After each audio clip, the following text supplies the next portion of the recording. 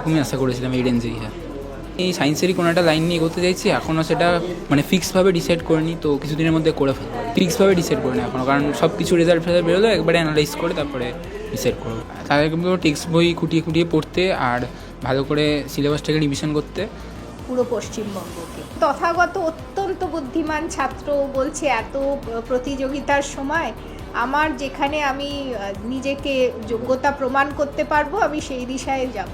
এই ব্যাপারে আমি বলবো যে যা হয়েছে সেটা খুবই মর্মান্তিক, সেটা নিয়ে অবশ্যই ইন্ডিয়ার একটা কিছু তো অবশ্যই করা উচিত, কিন্তু যেটা দেখতে হবে সেটা হচ্ছে যাতে অ্যাগ্রেসিভ খুব একটা না হয়ে যায়। আবার গান্ধীবাদী যে মতামত সেটাকেও মানে সেটাকেও আমি একেবারেই মানে করছি না, তার সাথেও সহমত নই। আমি যেটা বলবো যে ডিপ্লোম্যাটিক্যালি ব্যাপারটাকে ডিল করতে হবে।